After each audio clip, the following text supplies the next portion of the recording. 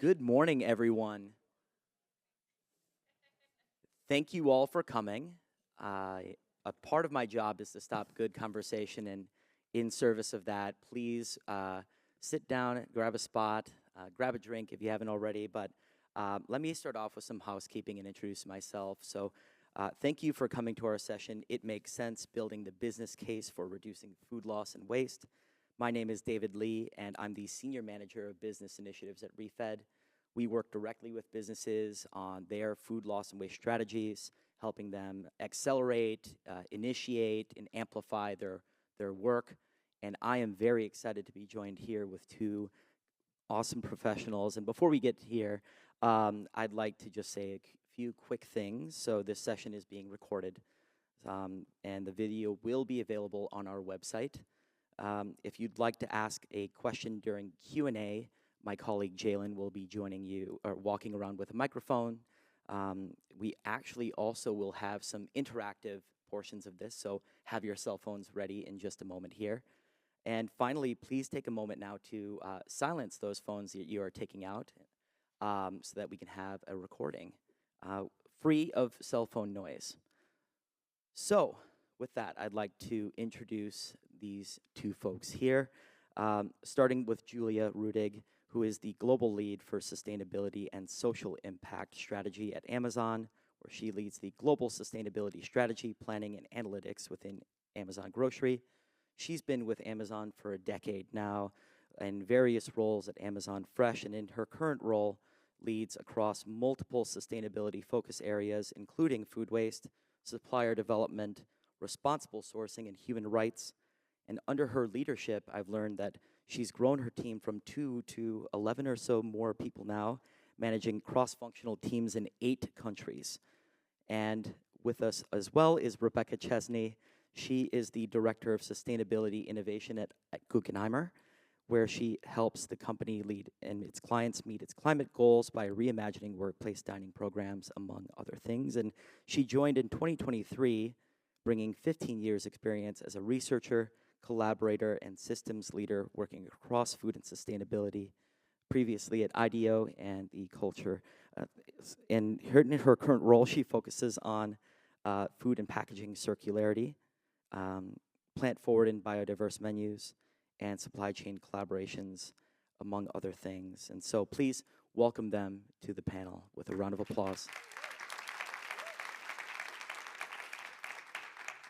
So to start us off, can you each share your journey that led you to your current role and how that connects to your organization's work on reducing food waste? And I'd like to start with Julia, please. Sounds good. Thank you. So I've been involved in food waste and sustainability for about 15 years. After I decided I couldn't hack it as an NPR journalist, I joined the wonderful world of business and sustainability. I worked for a startup kind of right out the gate that took food waste and transformed it into food flavoring.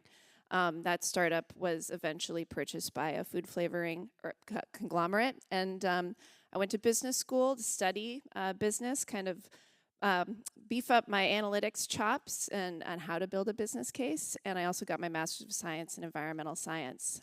After that, I joined Amazon. That was 10 years ago. And I've been a business generalist and sustainability generalist. Amazon makes you wear a lot of different hats. But ironically, one of my first roles at Amazon was working on food waste solutions in our Amazon Fresh fulfillment centers, and figuring out what works, what doesn't work, for our associates in our fulfillment centers. Since then, I have played many different roles, as David alluded to, but my most current role is 4 years ago, I was the second hire to lead the global sustainability and social impact team for Amazon Fresh. And in that role, one of the first things that we did was launch a food waste commitment. So in late 2019, we set our goal in 2030 to reduce food waste by 50%. And I was very lucky in that I had an executive, Stephanie Landry, leading Worldwide Fresh, that just got it. And so we'll get more into that. And, what we had to do to support that and have had to do since to keep things going in the right direction with a very large organization. But yeah, that's kind of, how my past role got me to where I am today and how we're working with food waste. Thank you, Juliet. And yes, excited to get more into the details there. Rebecca, could you introduce yourself to us, please? Absolutely. And I love hard pivots in careers. I had my own. So I originally, when I graduated from college, I was an accountant. Any accountants in the room? I see a hand. Yes. We can talk about that. So I at once took the CPA exam and then kind of had some opportunities that put me on a different path. I worked at the World Bank for a little bit and got really interested in international work, international development, but always had this burgeoning interest in food. So as a child, my favorite game at my grandparents' house, which was next door, was Rebecca's Restaurant. My grandmother had a cart that she used, and if anybody's from Texas like I am, we used to always go to Luby's Cafeteria, and they come around with the cart to see if you want any more rolls or condiments, and so I would play that role and push this cart around and pretend it was a restaurant. So I think that was foreshadowing my future career. So after spending some time working in financial management and accounting, I was very interested in food, and this is around 2010, 2011. So the conversation around food was changing in the US and around the world, and I came across a degree in anthropology of food in London. So sounds pretty fun. So I went to do that. And since that time, so for the past 15 years, my focus has been on the food system and the food industry. So after that role, I moved to the Bay Area, and so it just kind of so happened, life is partially what you're interested in and partially luck and timing. There was just a lot of food and innovation happening. I moved to the Bay Area in 2012. This is the run-up of the gig economy and Airbnb, which I did do a PR internship at Airbnb because I was there looking for a job in food. But a lot of things were happening in food and innovation, and if you think about all of the plant-based meat alternatives and the gut microbiome, all of these things were kind of starting to be funded and starting to be commercialized. So I got a role at an organization called Institute for the Future. So I spent time there really working with a lot of the CPG and retail side of the industry to understand in 5 to 10 years, what could the food industry look like? How is the changing social context, technological context, how could that shift everything from how we farm, how food is formulated, to how eaters access information? So one clear thing we're seeing now that I was studying early on is the role of AI and how AI is being used to come up with product formulations, to identify useful compounds in plants, all the way to the hyper-personal ads that we're all getting. So eventually that work, obviously, you're looking at the future of food, sustainability comes into that. And so over time, my career shifted more and more to a focus on sustainability. And I always give a props to my employer. ISS is our global company. Guckenheimer is our food service brand here in the US. They actually had a sustainability and innovation role. That's so unique, and I'm just floored by how unique that is still. To this day, a lot of innovation teams and sustainability teams are separate, and they go hand in hand. So the way I've thought about this, and we've thought about this when I was at IDEO at the time too, if you think about the way companies used to have a digital strategy, and we had our digital strategy and then we had our business strategy, and now you no longer see that. Now every company has mobile and digital marketing, and now AI first operations and marketing. That's all now core business. And I'm hoping, and I think it will happen either out of people who are first movers or out of necessity. Sustainability is not something that sits in CSR or in a different team. It has to be part of core strategy. And so I am really excited that my organization saw that and created a role where I'm able to do that. Well, we are excited to have both of you here bringing your unique perspective and experiences, both from your organization as well and from your personal journey. And with that in mind, I'd like to open up actually the third panelist in the room, which is you all. So as you can see, hopefully the lines across the screen won't get in the way of the QR code. We would like to know more about you, your experiences, your sector, And so once I start seeing phones coming down and maybe a thumbs up from some people who can see the survey, I see some thumbs up. All right, here's your last chance. Okay, Jalen, if you could transition to the actual presentation itself so we can get to the first question, which is, tell us about your role in addressing food waste. Are you a retailer? We're seeing a ton of solution providers in the green there. Hopefully you can see.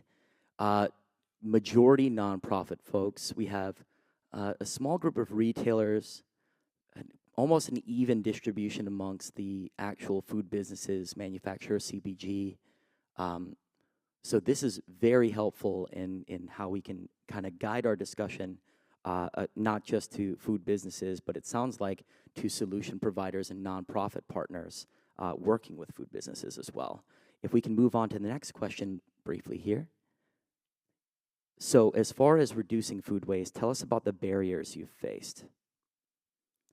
Is it the measuring and tracking? Is it cost-related, operations, leadership support? Tell us about the challenges you've faced. Oh, it looks like we've gone back to the home. There we go. Wow. Okay, so the majority coming in are operational constraints.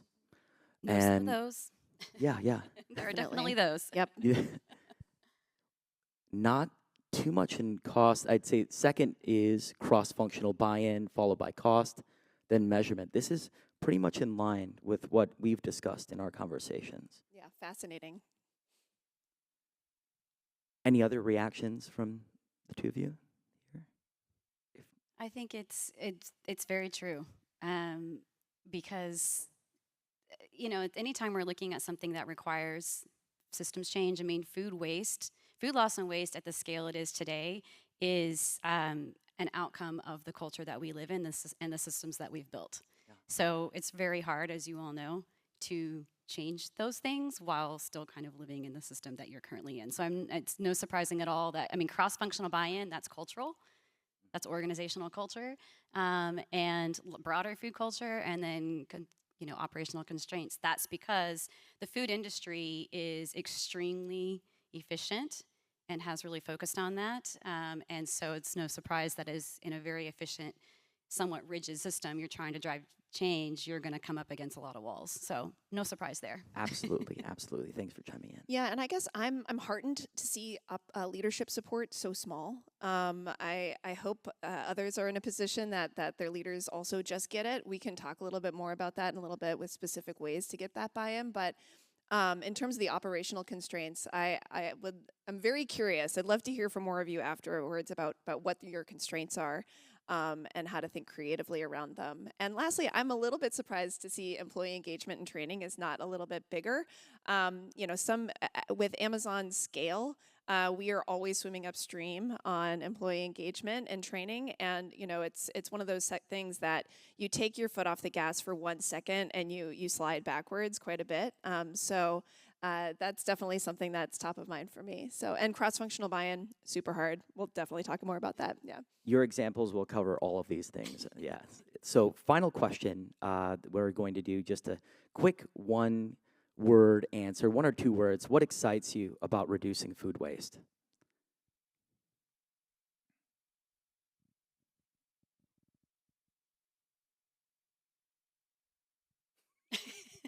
Yes, we all want to eliminate food waste. Yes, climate action. I won't whisper it. Triple win. I see money, feeding people.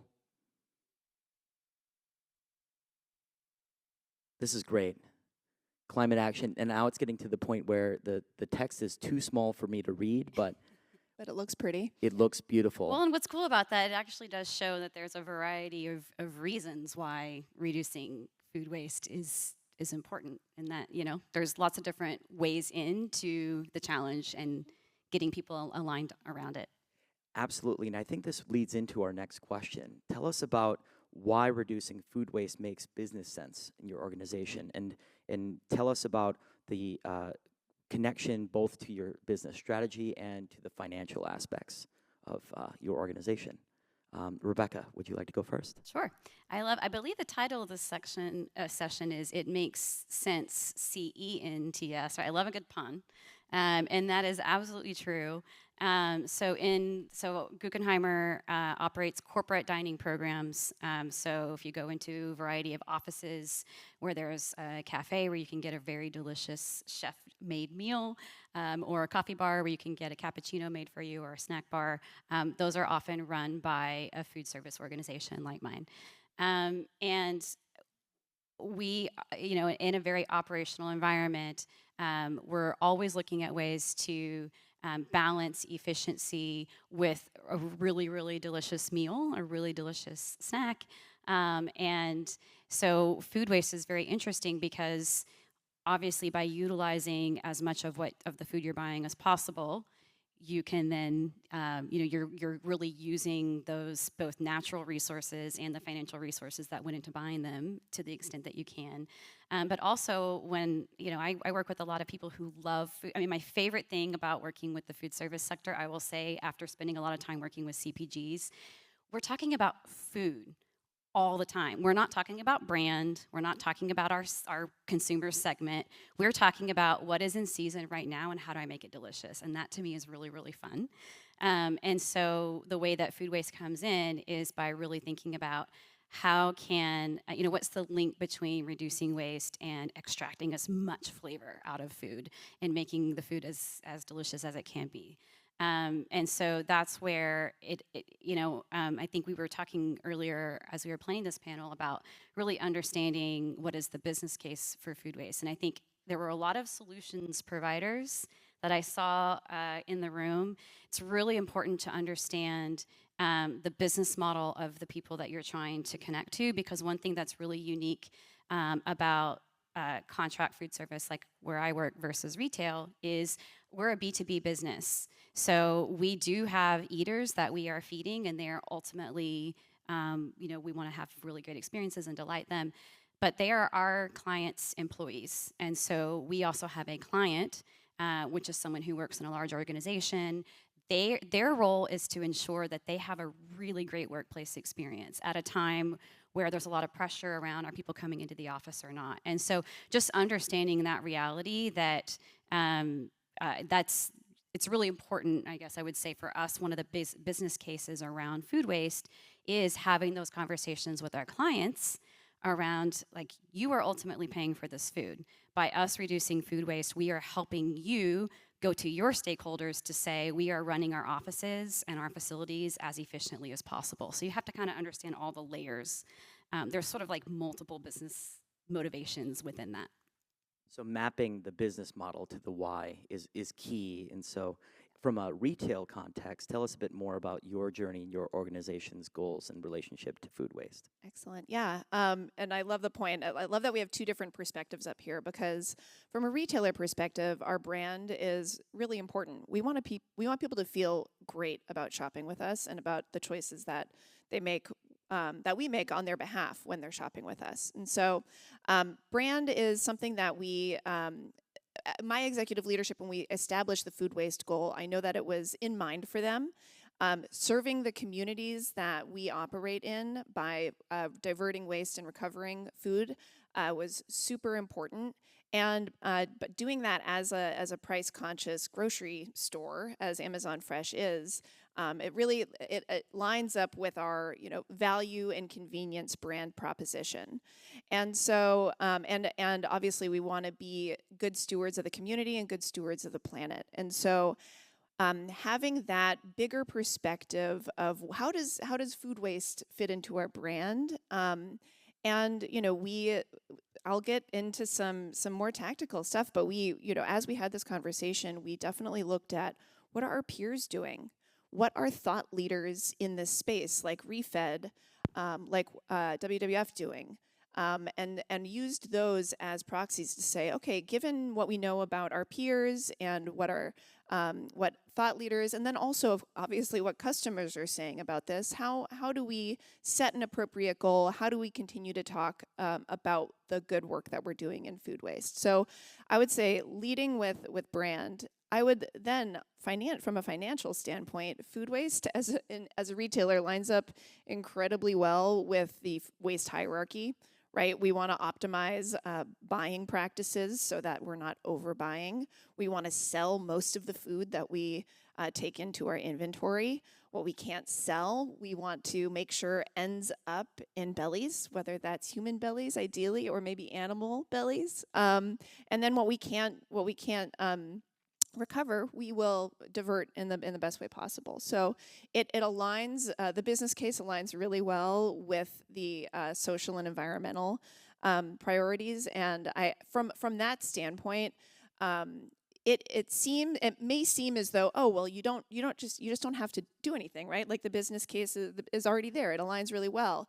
But actually, there is a really important role to play in cross-functional collaboration and speaking the same language to make sure that good intentions, let's say in the finance department, don't, let's say, hurt the donations program, or good intentions in the operations program don't hurt the food waste diversion program or food waste prevention program. So I can get into more detail on like what specific metrics and some examples of how we have overcome some of those barriers in cross-functional collaboration, but it has been really important to maintain progress.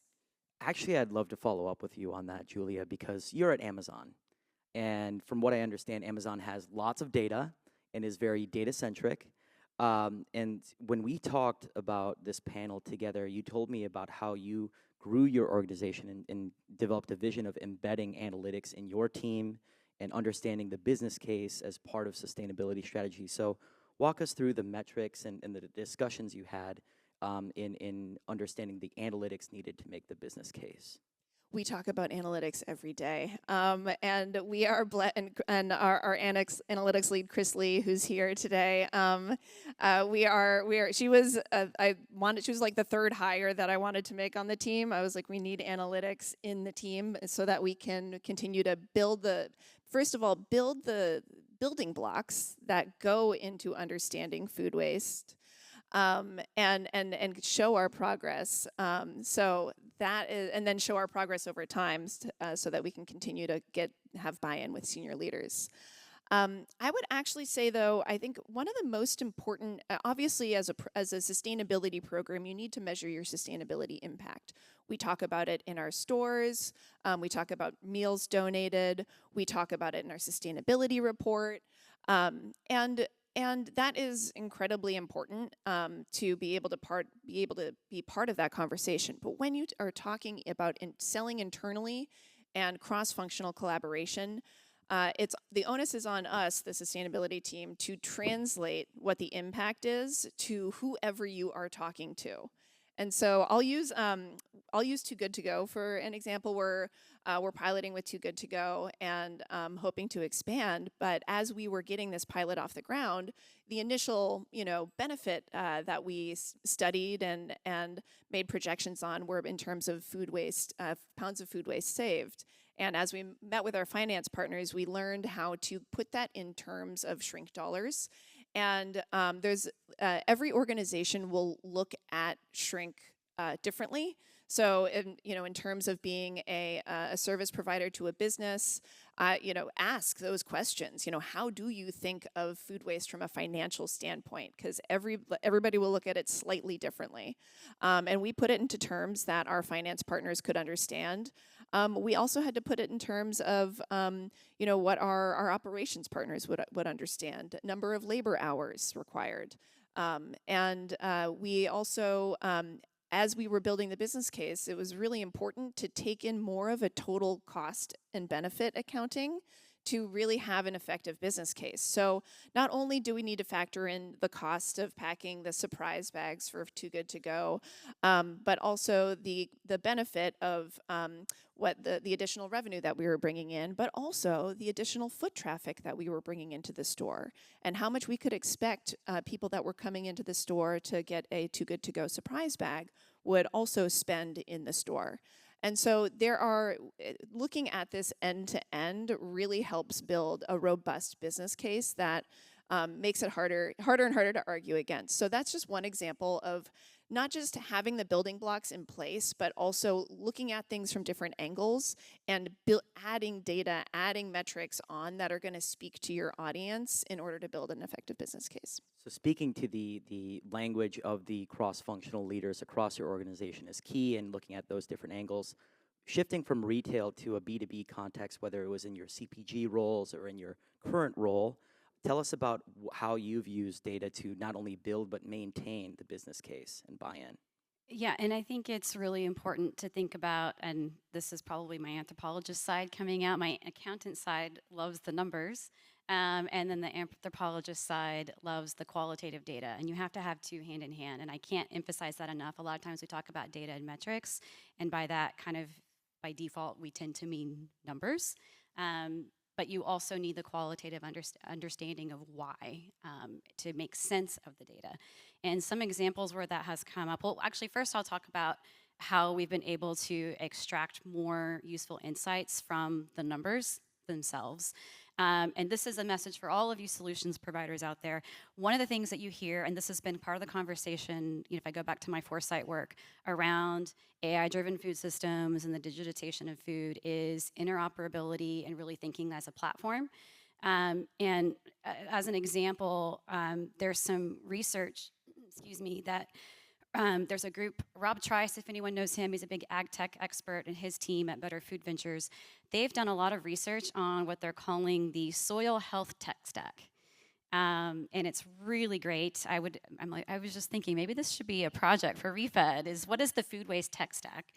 Because what they've done is they've mapped all the different things that need to happen. There's the original measurement that's taken, which is using sensors or things in the soil or pulling up the soil sample, all the way to a user-facing, farmer-facing dashboard. And in between, there's lots of things. There's a lot of translation. And what they realized as they mapped this, they then looked at investment dollars that have gone in. And there was an outsized investment at the user-facing layer. That's not going to be great data if we're not also investing in that original measurement, because that's where the data starts from. So this idea of really understanding what are all the different layers of data and how to ensure interoperability. So now I'll get to the example. So in some of our locations, we have been able to create an API between our menu management system and a waste tracking system that we use. And that gets back to the business case, because if you have a lot of waste information coming from a kitchen and it's X amount of overproduction, X amount of trim waste, and you just know that it was vegetables and this amount, we overproduced this amount of vegetables, we had this amount of trim waste from vegetables. When those recipes cycle back again, it doesn't help a chef, because the chef's like, well, we have vegetables every day, so how do I know how to make sense of this? So by creating an API with our menu management system, now what happens is in these cafes, the chefs are able to track overproduction of a particular recipe. So this is the roasted broccoli, this is the sauteed collard greens. And so you can actually see in a way that speaks, it's at the unit that a chef makes a decision, which is how much roasted broccoli do I need to make based off of how many people are coming into the office. And so that is enabled by this API and this ability to have that interoperability. So we're looking at how we can bring together lots of different data sets. If you think about a very highly operational system, we have at Guckenheimer, we use both Winnow and LeanPath. So we've got these platforms. We have our menu management system. We're using carbon. We now have a platform where we're tracking our carbon. It's so hard. You're you can't even, you have to log in to 5 different things, and then how are you supposed to make sense of that data? So I think mapping what is our food waste tech stack, what are the different solutions providers within those, how do those map to the other pieces of the tech stack that businesses like ours are using, which would be Planet Forward, How Good, any kind of menu management systems, and how can we build some more interoperability? That's what's going to make the quantitative data much more actionable and insightful. And we did show that the sites that had that API were able to reduce their food waste by 1/3 more than sites that didn't. So now it's been rolled out to more locations. Then you layer in the qualitative piece. We have done some work. We have some sites where we're doing some plate waste tracking. And that one in particular is a challenge because, like, in the back of house, we're able to train chefs, and they're trimming the broccoli, and then they weigh the waste, and it's part of the training. When you have anything in an eater-facing environment, people are throwing Coke cans in there. I'm from Texas, so Coke is just any beverage. It doesn't mean Coke. You throw the Coke can in there, you throw a to-go box in there, you throw in some napkins, and you don't know, because it's based off of a weight, you don't know what percentage of that is actually food waste or something else. And so that's where we have all this data, but then you have to then kind of understand why and what is the source of this. And that's where I'm a big fan of user research, design research, ethnographic research, like really understanding the broader context in combination with the quantitative data. So having an interconnected system that not only understands the what, but the why behind the data. And making sure, as the research showed with the soil health tech stack, is are we making sure that we're putting the investment dollars in the right place? Because so much of investment was going into the user-facing piece, and it's like, well, you have to make sure that the measurement is actually affordable and easy for farmers to do. Otherwise, you're doing all this work, and your original data is just not high quality. Can I build on that? As building a food waste data program from the ground up, one of the things I've worked with a variety of executives at Amazon, and my inclination was to start with the underlying data. Like, okay, here's what's wrong with it. Here's what we need to do to improve it. And my executives were always like, no, don't start there. Like, nobody wants to hear about data quality. And nobody wants to hear about data quality, but until there's a problem with it, then people are start to talk about it. And so the way that we have framed this problem is we have continued to make progress on our data quality as a team. Like, we are doing the work. We don't necessarily advertise it to our leaders because they want to know about progress. They want to know about outcomes. But we internally hold the mantle for data quality in order to advance it.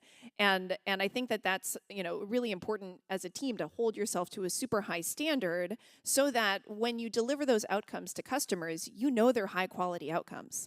And so again, this goes to, like, how do you pitch to your audience? Know what they want. They probably don't want data quality if you're at Amazon, but based on certain leaders, but they want to see outputs, but that doesn't mean that you don't make significant progress on the underlying integrity of your systems. So owning the narrative by owning the data and understanding the why behind it. And I'd love to follow up, Rebecca, on your role, because you're in sustainability innovation. And so while you're making great headway, you're achieving your goal toward reducing food waste, but you're going to try to continue to push the boundaries, and in doing so, you're likely to face pushback in some way. Can you tell us about how you overcome those internal barriers? And I mean, from the poll that we saw, operational considerations were near the top of the list, as were cost and leadership buy-in. Tell us a bit how you would advise folks in the audience on how to overcome barriers. It's always a challenge.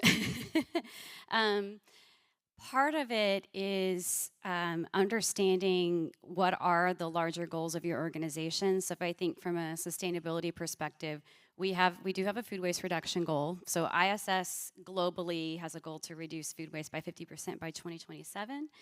Guckenheimer, which is our North America food service team, had a goal to reduce food waste by half by 2024, exceeded that goal, reduced waste by 64% last year, which is great. Yes, thank you.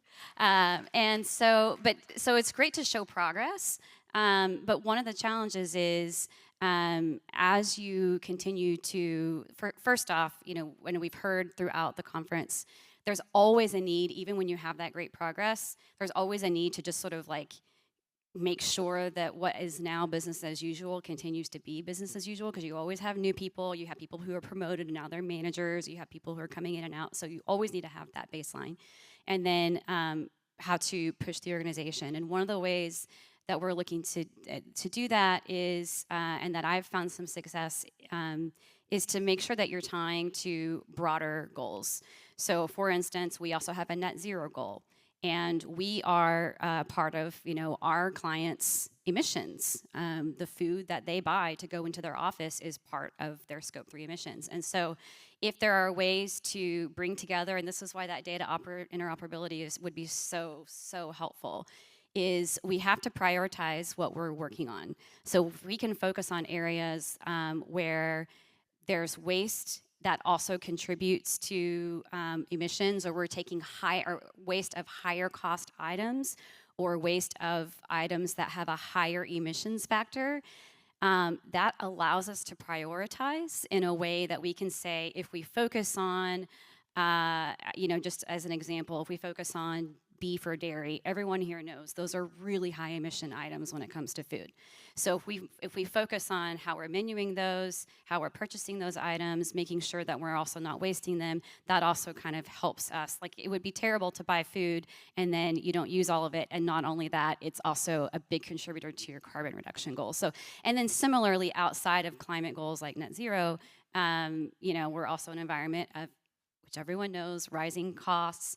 And restaurants are like a farm. Our biggest costs are input costs, which is food and other materials, and labor. Like that, it comes down to that. And this is also a high, like, labor costs have gone up, and food costs. And so finding ways to connect to those other business factors are really helpful. I think what can be challenging in a B2B setting is organizations are very siloed. It's like the thing that I've been working with corporate clients for a really long time, and everybody like, break down the silos. One thing that is a bit unique about Guckenheimer, we're part of ISS, which is a facilities management company. We do have some clients where we are operating their food and the cleaning. And that's really interesting, because then our organization gets insight into the whole waste stream, all the way down to what goes to compost and all of that. But oftentimes in an organization, the people who are kind of running the food program are not necessarily the same people who are running the waste side. And so if we want to do things like, how do we have more diversion? So like a retailer, like, you can kind of make the business case for different diversion options for food that can't be donated. For us, that's often not necessarily our immediate clients. It's their colleagues in a different team that manage waste. And so those are all different budgets. So even if it's like, by investing or having some of these on-site processing options, you're reducing your waste hauling costs, those can be two different budgets in a company. So it's just really hard. So that is a barrier that is just very, very hard. Is the corporate silos are real. And you can even have a lot of data, but if you just have to be able to kind of combine, align those different teams and strategies, and it's just constantly a challenge. But that's the kind of thing I love to be able to do, especially in places where we don't have composting. We have food programs in cities where you don't have composting, and it's hard for us sometimes to have an option to really ensure that anything that's not donatable can be diverted from landfill. There's so much to manage and mitigate, especially in such a large organization like Guckenheimer. And I'd love to hear from Julia on the retail side. You've kind of built your team to overcome internal barriers and build the goals by having analytics. But as you try to expand your program, and what barriers do you anticipate, and maybe would expect for smaller retailers as well? Definitely. Amazon's really lucky in that we're tech-enabled from the very start. So I recognize that many retailers or other businesses, they don't have the underlying data that Amazon has as a online first food retailer. We only started doing brick and mortar a few years ago, but so I would say, like, don't let the enemy be the perfect of the good in that regard, right? And that's why I actually kind of started with the brand element, because you don't need to know exactly how much food waste you're wasting in order to say, hey, this aligns with our values, this aligns with who we are as a company. Let's start a roadmap, let's start the process and get things going, and co-create the data that you need as you build, right? So take action that actually will make an impact. Also work on measuring it as you go. So I do think, like, for smaller retailers, that is one of the retailers or any other businesses, that's, don't let the perfect be the enemy good. Make good impact, measure it when you can, and know that that'll be like a 4-year process to get that off the ground.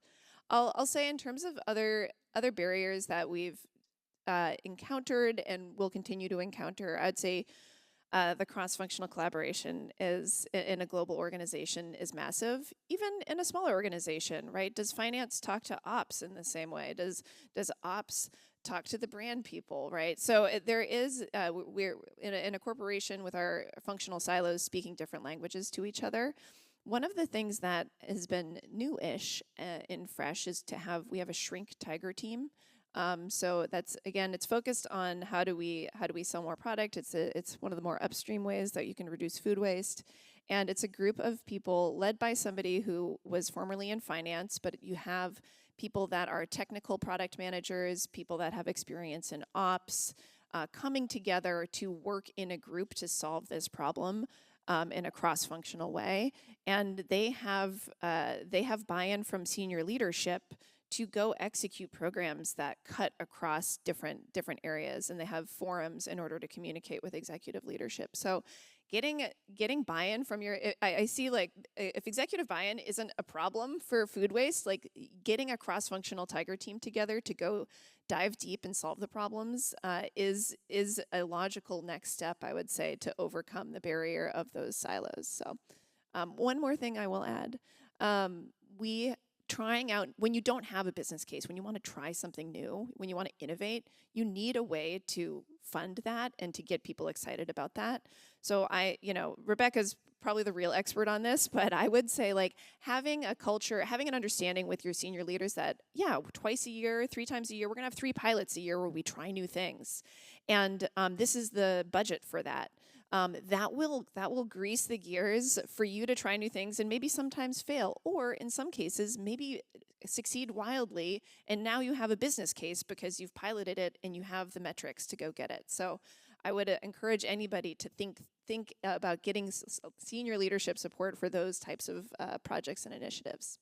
If I can add to that, I think that is super important, because a lot of times we talk about what's the business case. We need to make a business case. First off, I think I've probably said this enough at this point, but it's not one business case. There's multiple business cases. And as I was saying earlier, we live in a world in which we have our existing business case has created the problems we're trying to solve.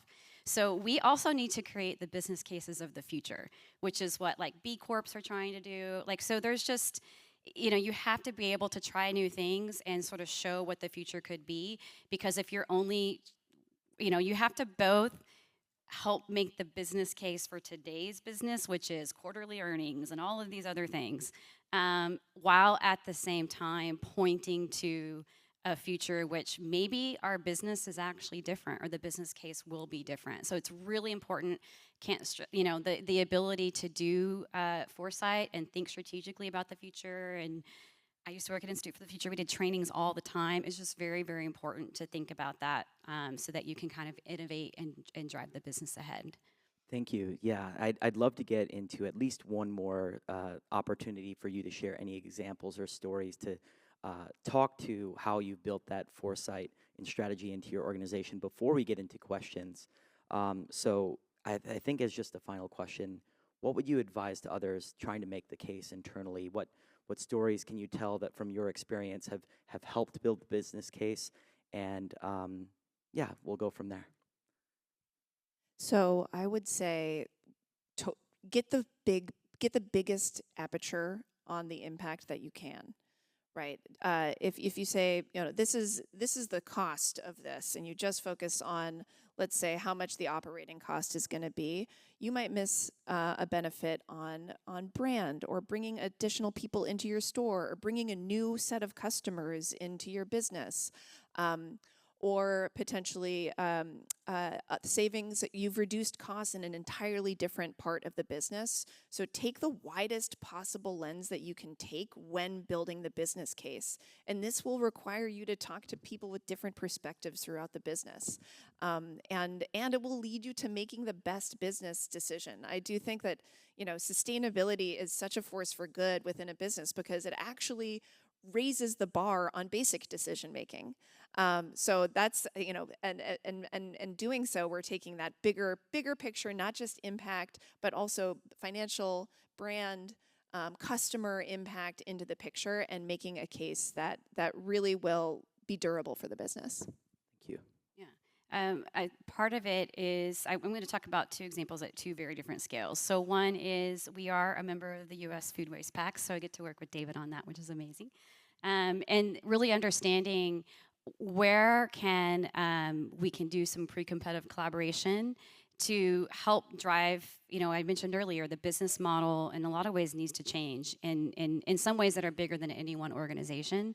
So finding, kind of where can we do things alone or with our immediate supply chain, but where can we partner with others to kind of help shape the narrative and sort of learn together. So definitely having leaders who are willing to do that. I mean, the food industry is notoriously, kind of protective. And so I'm always really, really delighted when I see pre-competitive collaboration and also collaboration within industries. I love what's happening in regenerative agriculture between fashion and food because, fibers both go into our clothing as well as into our food. And so that's a really great way to do kind of cross-industry collaboration. The other scale is a story that I heard. My colleague Mike Tebow is in the back of the room, so you can all hi, Mike. So ask him about this, but he was telling me this story, and I really love this because it's the other scale of how do you make the business case, or how do you make the case really at a very individual level? Because what we need is people doing the right thing all the time, every day, and also pushing themselves and holding each other accountable. And you have to have a corporate culture of trust for a lot of this work to happen. And I love the story. So when Mike is now our director of sustainability, so he spends a lot of time looking at spreadsheets, and he's really good at that. But he also was a regional executive chef. And what he would do when new team members would come into the kitchen, whether they were a front of house person, whether they were a dishwasher, whether they were a sous chef, he had a very visceral, hands-on activity. He'd take a bunch of cucumbers and ask that person to kind of trim them and chop them and get them ready to serve. And then they would take the ends and all the pieces that were remaining and actually weigh them and look at how much money is this worth. If you look at how many cucumbers we're buying over the course of a year, looking at the previous year's data, how much is this actually, what's the value of what is left over? How does that translate to how many of your paychecks is that? Like making it very personal. So even if I'm a front of house person and I'm not the person that's trimming cucumbers usually on a day-to-day basis, I understand why food waste matters. And so I'd love that story because everyone in an organization, sustainability teams included, we all have lots of other things we're doing. We have to be responsive on email, we have to tell stories, we have to do all these things. So finding ways to connect actions that support food waste reduction and other sustainability to, well, what's already that person's day-to-day, and how can we make this feel relevant and help them feel part of the problem? So those are like two scales, and then of course there's everything in between that we also need to do. I think that's great. We started with a broad view and a broad aperture connecting to different goals that food waste accomplishes, and then across collaboration, across industries, across sectors, and then down to the personal level. And before we get into our last question, I want to call out something that I thought was funny from a panel yesterday.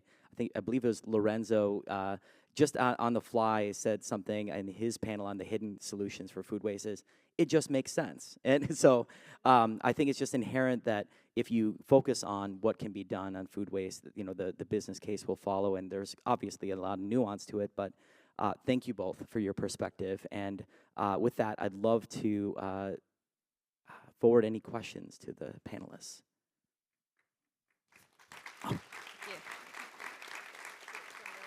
Oh, got it.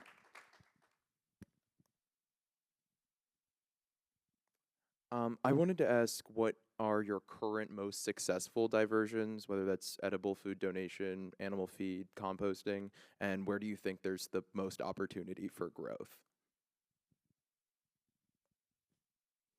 I'm gonna answer first, and then I'm gonna send you to Rob Callan, who's sitting right there.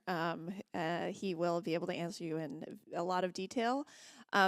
Actually, where we have seen the most success is where municipalities have leaned in. And so places like Boston that have a really robust, and Seattle that have robust composting programs. And I presume you mean diversion as in diversion from landfill and not donation. Is that all okay, cool. Yeah, so obviously municipalities that support diversion, that's huge because we operate in a system. We're one piece of a system. I would say in terms of the diversion, in terms of food recovery, again, like when we align with our most senior leaders about who we are as an organization, then we got to go talk to the regional ops leaders, right, about each of these things. And so, okay, we're going to come to you, Mike, regional ops leader, to talk about, okay, this is what we're doing as a brand. And so here we've measured, you know, how much food we're donating. We think we can do a little better, right? And so kind of taking those layers of, you know, top level vision into translating it into, okay, this is a KPI that this particular person can influence, and giving that person, and this is Amazon culture too, giving that person a KPI to work towards. You give an operator a KPI and a clear set of actions that they can go do to make progress at Amazon, and the rest is history. So it's motivating to give people problems that they can actually solve in a well-defined problem space. People are motivated in that way. So I do think taking advantage of a natural human desire to make progress, to achieve, and setting them up for success in that way is an area where we've seen a lot of bright spots. And due in no small part to the work of, I want to call it Sophia Winters on our donations program, who's done a fantastic job of growing the program. I think for us, so from a donations perspective, we do donate food that is edible.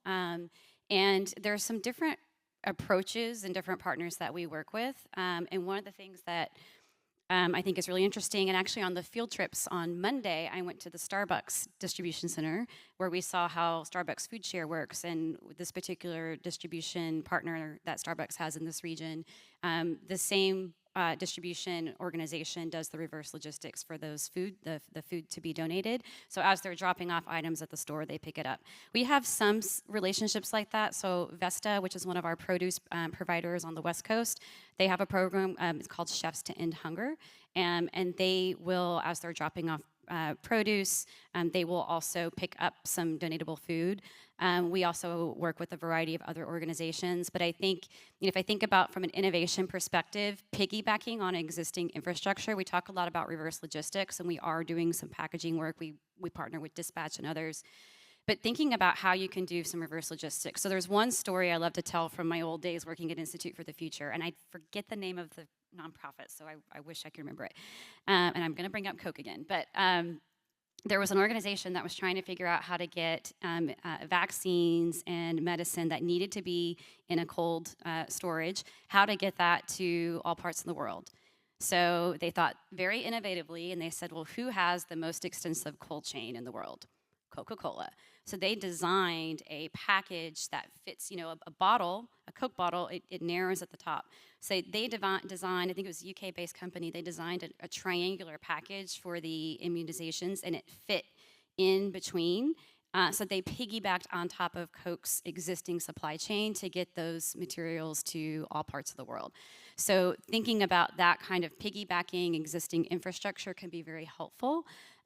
So whether you're talking about donations or other landfill diversion, I would second the municipal piece. If we have an office in a city that has composting, it's so easy because then you just have the composting bin and it makes all the difference in the world. It's a really big challenge in places where we don't have that access. We have, in some cases, we're experimenting with some different tools for sort of on-site processing. But you have to think about labor and storage and space, and even in an office setting, how many outlets does that device need? Because we only have so many outlets in a kitchen. But we have also had some cases where we've had animal feed, but it's a really big challenge if this is not systematized. So we've had some instances where someone, either one of our employees or one of our clients' employees, has a relationship with a local farm. That person leaves the organization and that relationship falls away. So you have to have it institutionalized.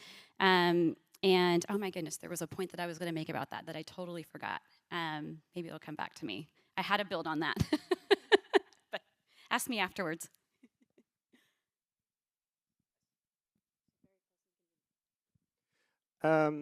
Question for sort of, there's a million opportunities to reduce food waste in your back of house and in the absolute operations, but if we're in true pursuit of zero food waste, there's gonna be some consumer facing compromises that we need to make. Not all detrimental, but there's going to be compromises. So, and it takes a very, very, very long time to educate consumers on a new world.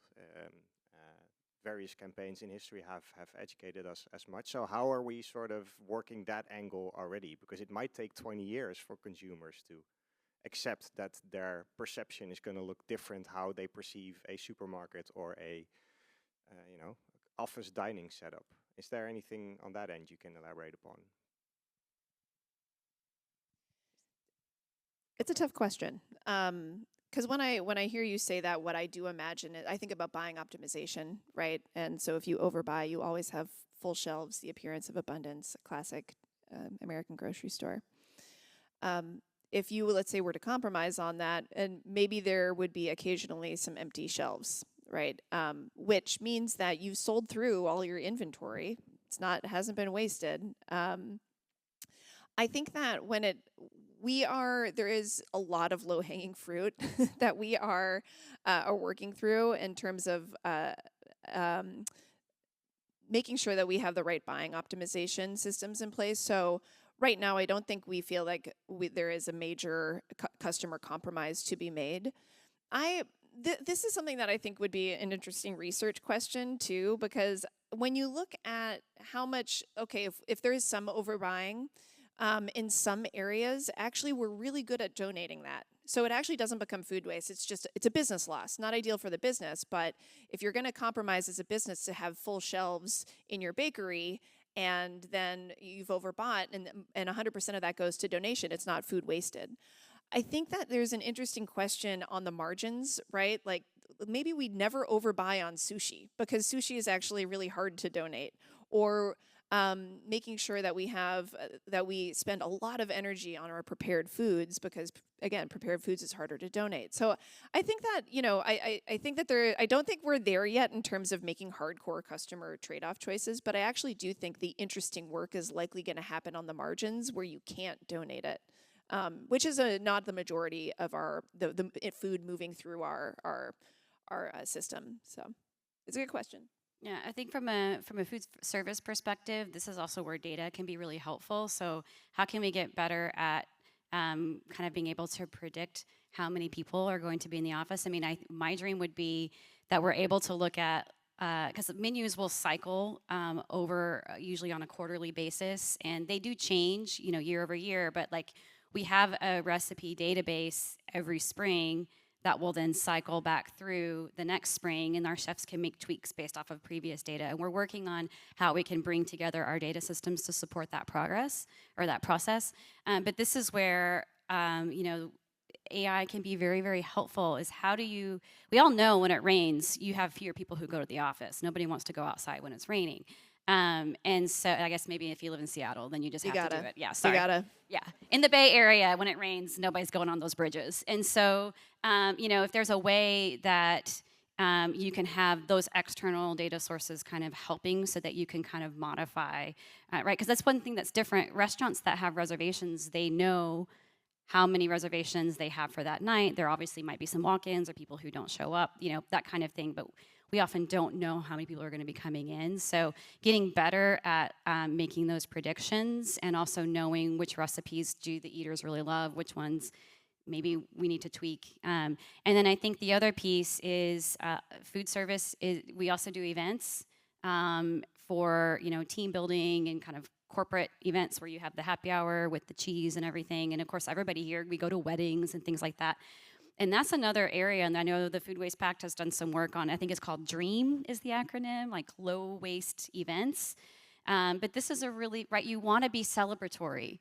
But does celebratory necessarily have to mean abundance? Maybe not. Like maybe celebratory means fewer things that are really high quality. And so kind of changing a little bit of that culture around that, because that's also a place where a lot of waste can happen. That would hit the food service sector where we have a role to play in that. Well, a part of my job is to stop really productive and fun conversations, and I want to actually throw a T-shirt that says that for the next conference. I don't want that to be my brand, honestly. I'll throw a curveball. What is one word or two words you would use to describe your excitement for reducing food loss and waste? Oh, I'm a hippie at heart, so I'm just gonna say love. Love, Yeah, I was thinking care. care. You know, yeah, the work that we're doing with the food waste pack, we're doing a pilot on strawberries to reduce farm level food loss. I care so much about that. Not so much, I mean, if you, a certain percentage of crops can be disked into the soil, and that's not a bad thing, except for farming is really hard right now, and it's not an easy way to make a living. So we might as well pay those growers for what they grew.